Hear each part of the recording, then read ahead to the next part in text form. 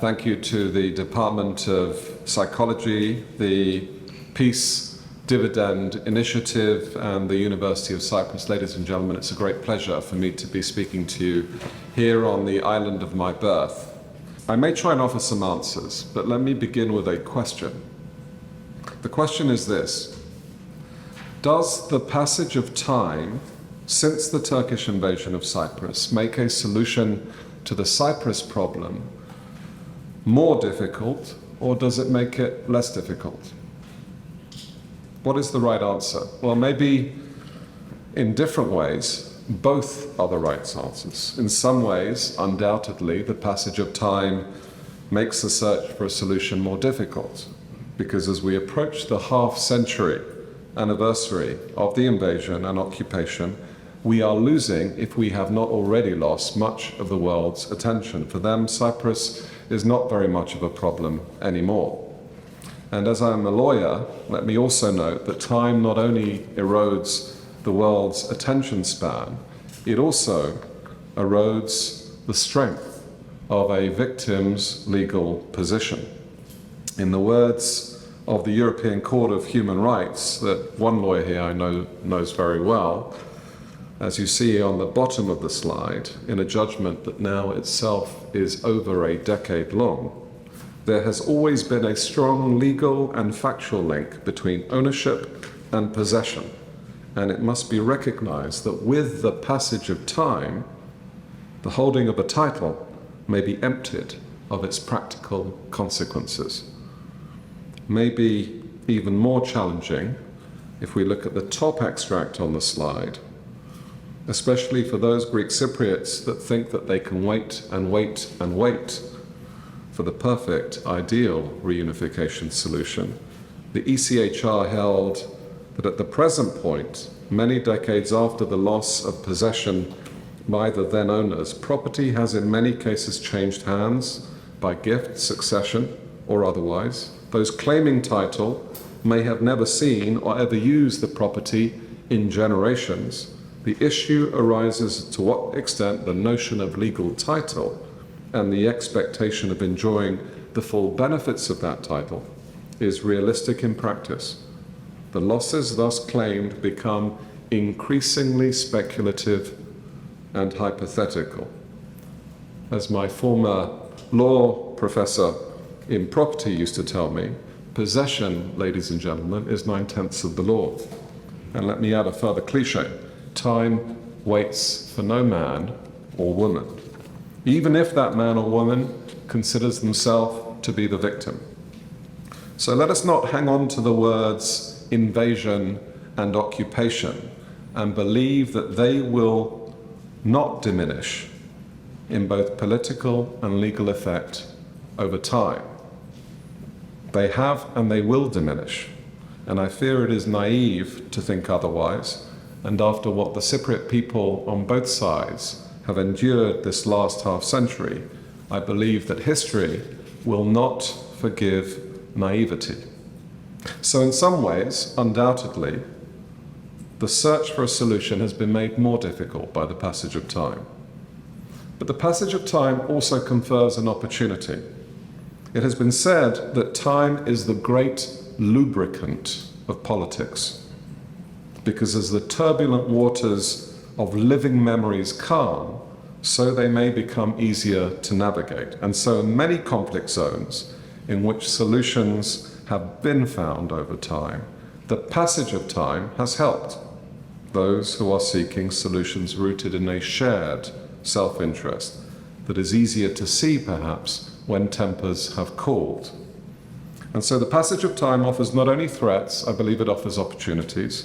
And the time we are living through right now makes it more important than ever that we seize those opportunities, because it is increasingly clear that we have entered a new global age, the age of volatility, ongoing wars in Europe and the Middle East, and the prospect of war in the coming years in Taiwan, in the South China Sea, suggests that we find ourselves once again in a world in which local imbalances of power can more readily result in war.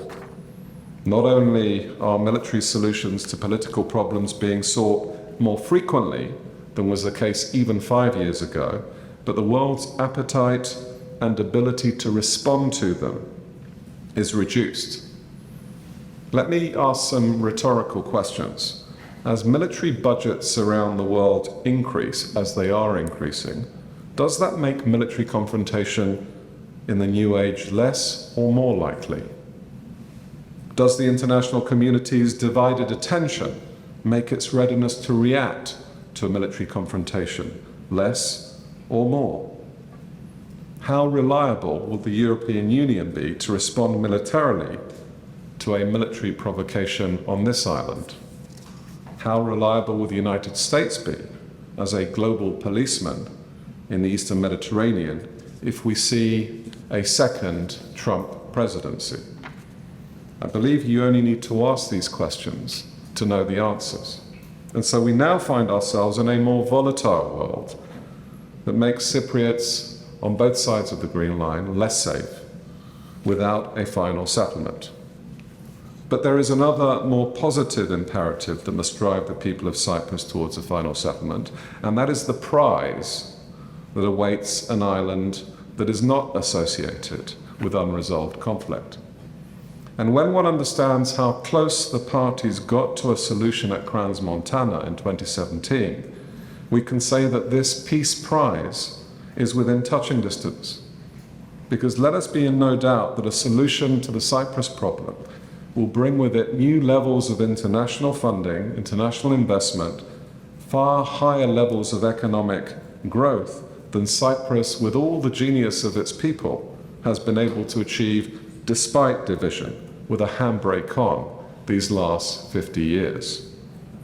In particular, let's recognize that the solution will unlock international funding of macroeconomic dimension from the World Bank, the IMF, the European Bank of Reconstruction and Development, and the European Commission, funds for stimulating convergence and cohesion, investments for new business ventures, funds for trade development. And ladies and gentlemen, you don't need to take my word for that. Take it from the World Bank, which has already drafted 2 reports in recent years on the economic impact of a reunification. So there is a real peace prize for Cyprus that will come with reunification. And I'm talking of the kind of price that is denominated in the tens of billions of euros, not the kind of prize that is awarded on stage in Stockholm, though that too may be forthcoming for leaders who are brave enough to traverse that final gap. And so against the background of a growing threat and a growing opportunity, I stand before you to offer some ideas, nothing more than that, to those who are bringing a new impetus on both sides to the search for a solution to the Cyprus problem. And let me tell you who I am to offer these ideas. The perspective that I offer is the perspective of someone who was of Cyprus, but paradoxically, because of the invasion, has not remained Cyprus-centric. My parents, one of whom is here, are Cypriots. I was born in Cyprus, and like many Cypriots in the summer of 1974, I was forced to flee because of an invasion. But for the invasion, undoubtedly, I would have remained a Cypriot. Despite the invasion, I remain proud of my Cypriot roots. But I also speak to you, ladies and gentlemen, as a lawyer who practices international law, in particular international arbitration.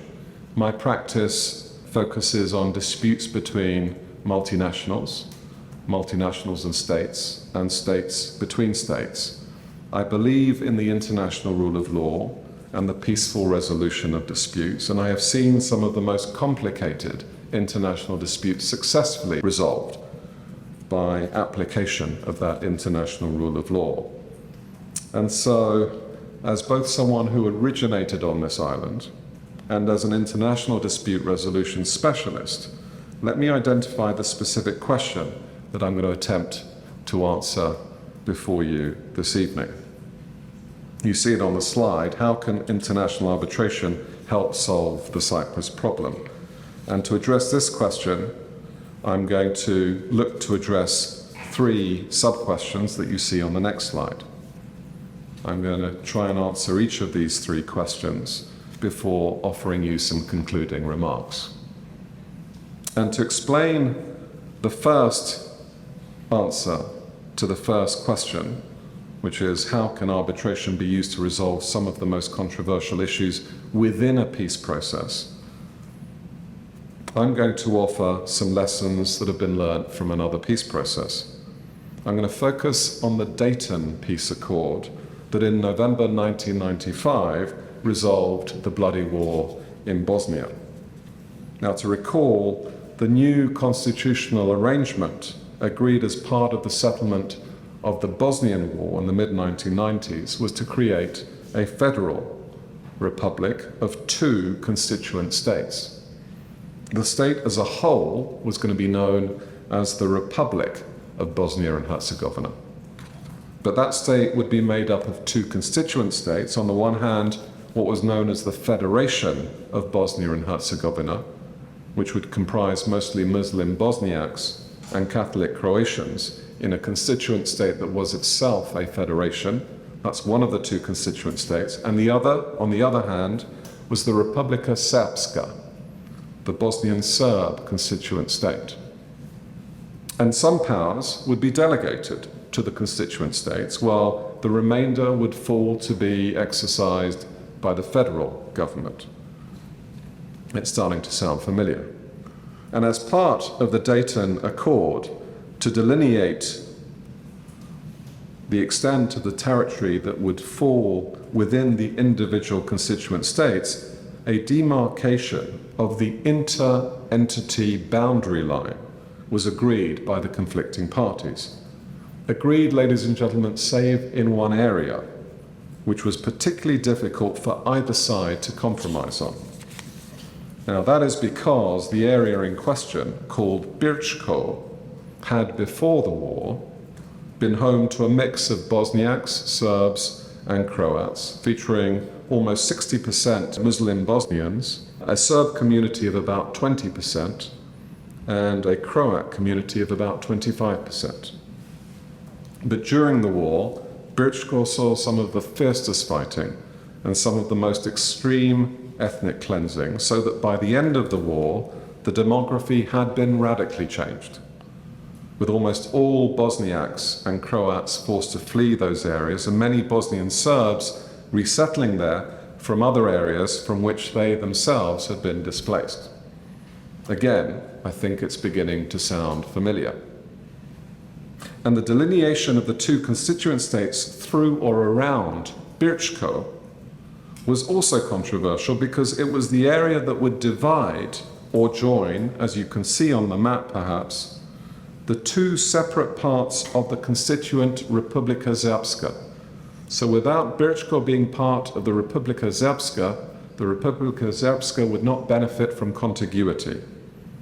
And so, the Bosniaks wanted their prior majority population to result in it being part of their state. And the Serbs wanted it to be part of their constituent states because without it, their republic would be divided in two. And so, not atypically, both sides had very good reasons for finding it very difficult to compromise on where the inter-entity boundary line would be drawn so far as Birchko was concerned.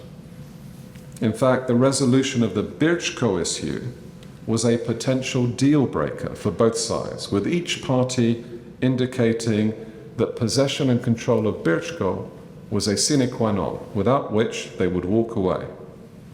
And this issue came to a head in the closing hours of Dayton, with negotiations breaking down and with the negotiations about to end in failure because this was one issue that no one could compromise on.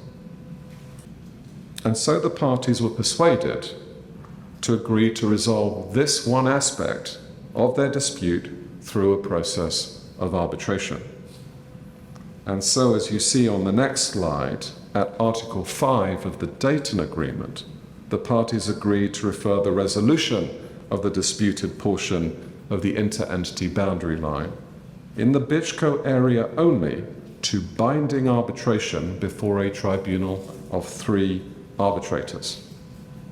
And so this specific question was going to be resolved subsequently, post-signature of the peace deal, by an arbitral tribunal of 3 arbitrators.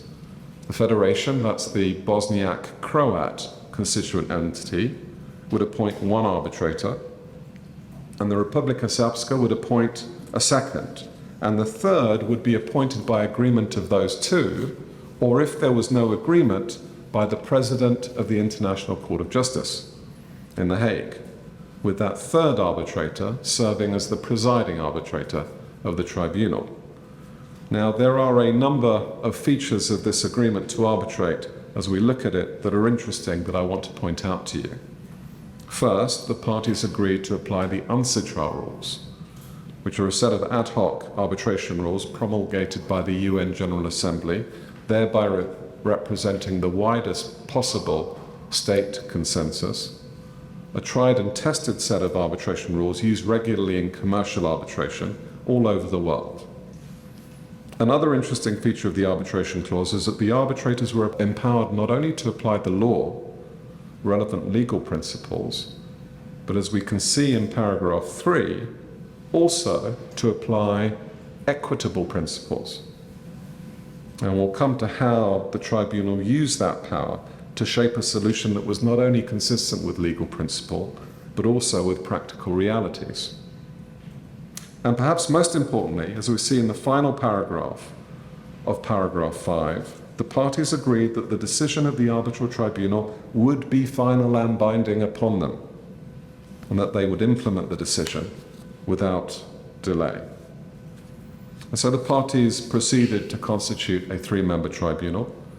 The Federation appointed a Bosniak, the Republika Srpska appointed a Serb, and when those 2 arbitrators were unable to reach agreement, the president of the ICJ appointed the 3rd arbitrator, a Mr. Robert Owens, a very experienced US State Department international lawyer.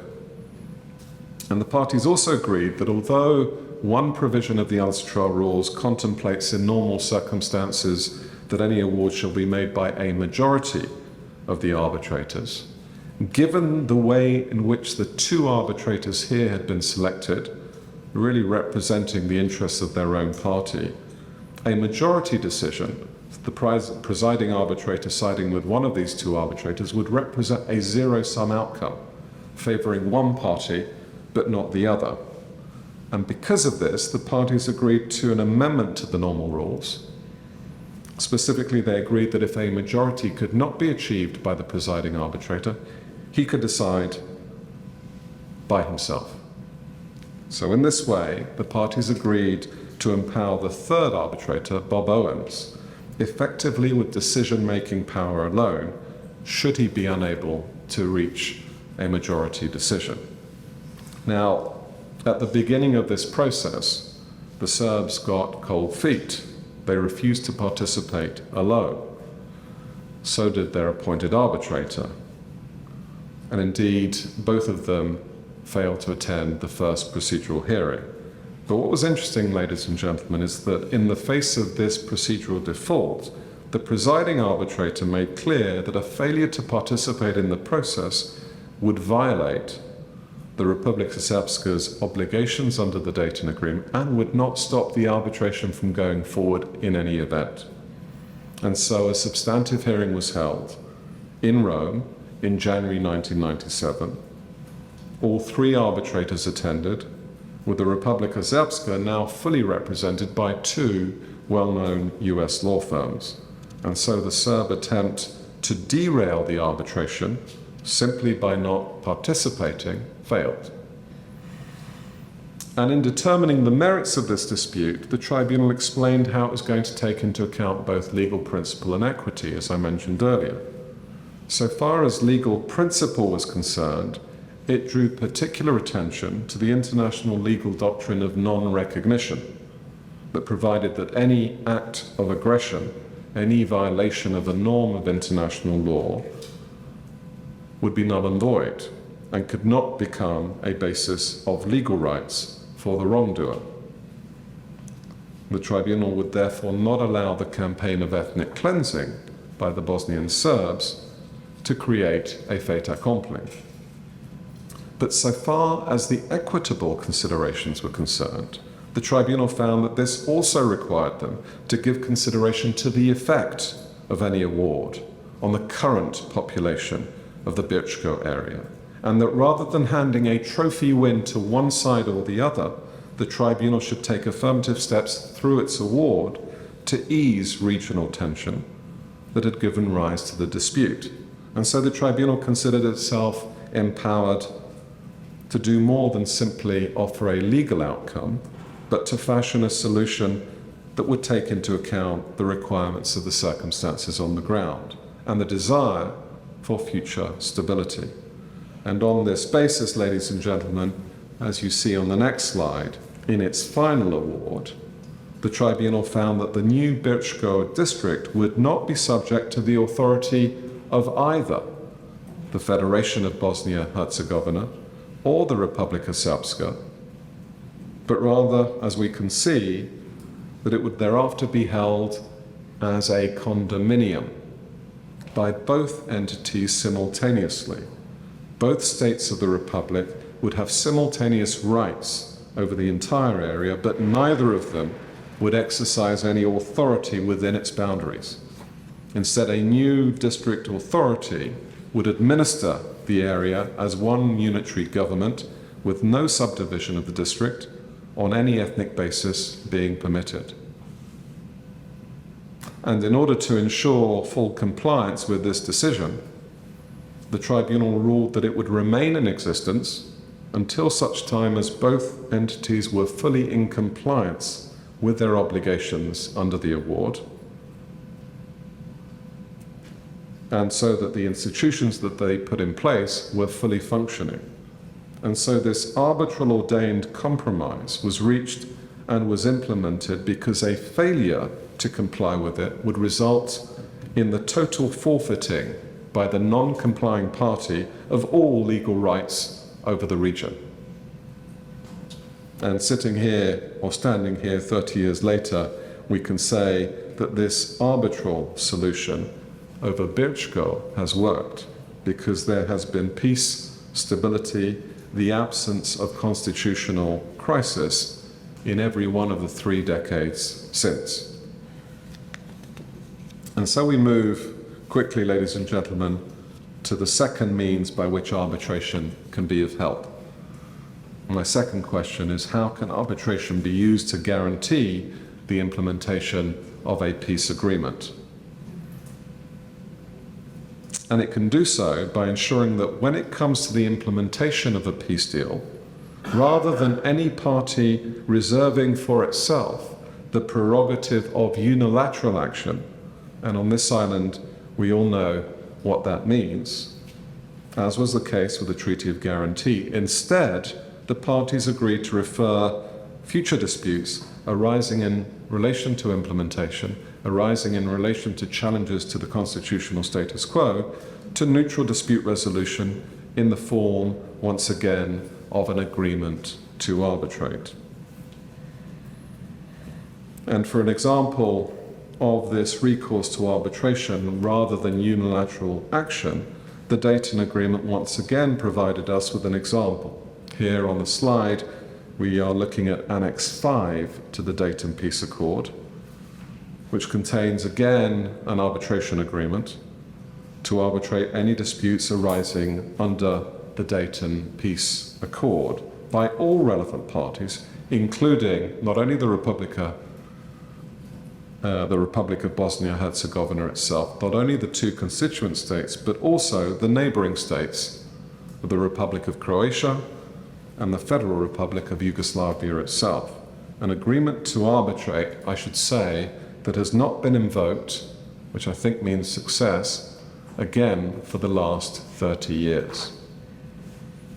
And in this regard, ladies and gentlemen, the Dayton Agreement follows a long line of international legal precedent, guarantees of implementation by arbitration rather than unilateralism, a line of precedent that has involved Turkey in the past, indeed a line of precedent that has involved Cyprus in the past. And so I recall, of course, the Treaty of Lausanne of 1923, 101 years old now, by which the Ottoman Empire was effectively brought to an end, by which a Turkey limited to Asia Minor was confirmed, and by which Turkey relinquished its control of Cyprus by recognizing its annexation by the British government then by proclamation in 1914, a treaty which we can find numerous agreements to arbitrate. So very simply, this idea is not a new one. It has been tried and tested for over a century with success. And so I come to the third of the three questions I want to address with you: how neutral dispute resolution can be used to resolve constitutional deadlocks as well. And so now I look beyond the ways in which arbitration can be used to resolve a disputed issue. I look beyond how arbitration can be used to implement a peace deal. I now look to how neutral dispute resolution can be used following the implementation of a peace deal to resolve issues that arise once a new constitutional arrangement is implemented. We know that one way or another, a final settlement of the Cyprus problem will involve a careful allocation of powers and responsibilities between the governments of the constituent states and the federal government of Cyprus. And I think we also know that that careful balance will from time to time, inevitably, as it does in any other federal state, be tested by future disputes that will arise between the federal state and the two constituent states as to where their respective powers begin and end. And so a means must be found for resolving those disputes that is fair and neutral, that is perceived to be so, and thereby that avoids those inevitable disputes escalating into constitutional crises and confrontations in the future. And again, Cyprus doesn't need to reinvent the wheel when looking for solutions to this, because the very same challenge has been addressed in other peace agreements already. And so again, I take you to the example of Dayton, which at Annex 4 contained a new constitution for the Federal Republic of Bosnia and Herzegovina, which delineated the respective powers between the federal government and the two constituent states, and also provided a means for resolving disputes that arose between them. And as you see, perhaps on the next slide, that means was by way of a new constitutional court that would have exclusive jurisdiction to decide any dispute that arose under the constitution between the various parties. Again, no unilateralism, the constitutional court decides. And interestingly, to ensure the neutrality of the decision-making process in respect of those disputes that might often be perceived to have an ethnic dimension, the Constitution provided that while both constituent entities would have an opportunity to select members of the Constitutional Court, there would also be members appointed by the President of the European Court of Human Rights, with such judges being distinguished jurists that would not be citizens of Bosnia and Herzegovina or any neighboring state, and with such judges, international judges, having the casting vote. So that in this way, neutral, non-ethnic justice would not only be done, but be seen to be done. And for those that complain that this would export to foreign judges the determination of domestic issues, let me note that in various ways, very significant ways, foreign courts and foreign judges already have jurisdiction over matters that impact the domestic world of Cyprus. Disputes that come within the jurisdiction of the European Court of Justice, disputes that come within the jurisdiction of the European Court of Human Rights, both of which already involve foreign judges deciding matters that have an impact on Cypriots' daily life. If we already accept such international justice in relation to existing domestic matters, why would we not accept that once again that can work in relation to issues that arise in respect of a future constitutional court? And again, the Dayton Accord was not the first agreement to make use of international judges in this way. In fact, the use of international judges has a long and prestigious history. So by way of notable example, we can look to the Kosovo specialist chambers of the Constitutional Court with a mandate and jurisdiction over war crimes under Kosovan law, which was made up, amongst others, of 3 international judges who again have casting votes. We can look to the East Timor special panels for serious crimes established when East Timor became independent in 2000, following colonial rule in Portugal and then occupation by Indonesia, which sat for a period of time limited to the first 5 years of independence and comprised Timor-Leste judges together with 2 foreign judges adjudicating relevant conflict crimes.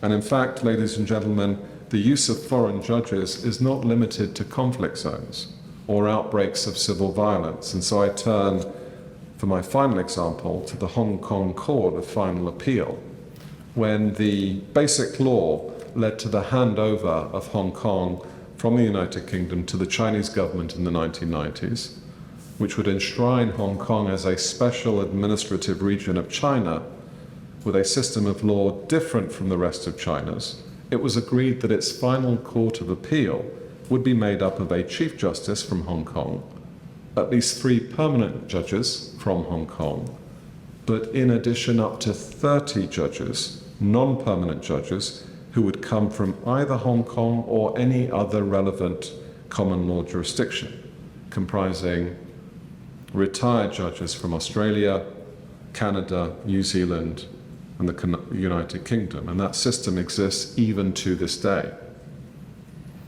And so again, Cyprus would not be the first, and it would certainly not be the only jurisdiction in which an important element of the domestic justice system featured a contribution from international judges. If it is good enough for so many other jurisdictions around the world, we must ask why it would not be good enough for Cyprus. And so, ladies and gentlemen, mechanisms and techniques using international arbitration and neutral dispute resolution more broadly do exist that have a tried and tested record in helping to find solutions in other conflict zones.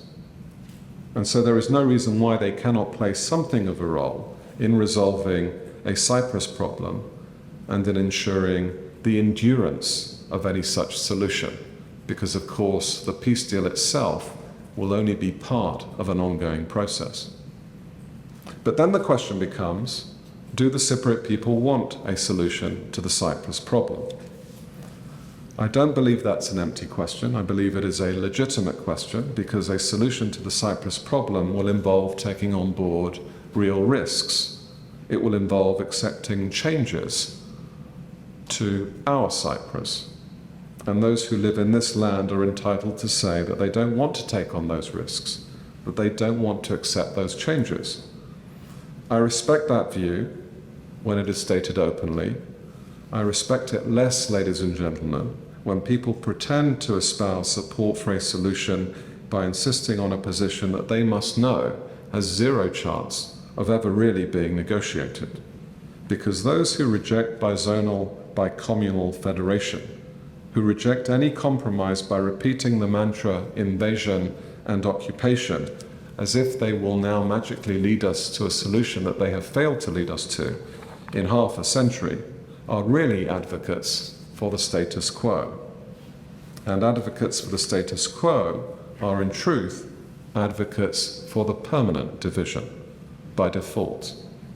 And today, in 2024, as we find ourselves in this new age of volatility, as we do, in which military solutions are far more realistic than they were by dominating regional powers, that status quo itself involves greater risk than it has done in recent years. And it also involves saying no to a persisting opportunity that will come with a solution in the form of this enormous influx of capital, this enormous economic opportunity for the new generation, and saying no to a vision of Cyprus not as a problem on the international stage, but as a center of stability in a region that is increasingly unstable. That is why I still see personally the Green Line as an open wound across this island, rather than a border that must be somehow reinforced. That is why I consider that the price of compromise is worth paying for Cyprus as a whole, that the risks are worth accepting in pursuit of the real peace prize, and that to earn that prize, the government of Cyprus will need to make use of all of the tools at its disposal, and that international arbitration, or neutral dispute resolution more broadly, is one such tool. Ladies and gentlemen, thank you very much.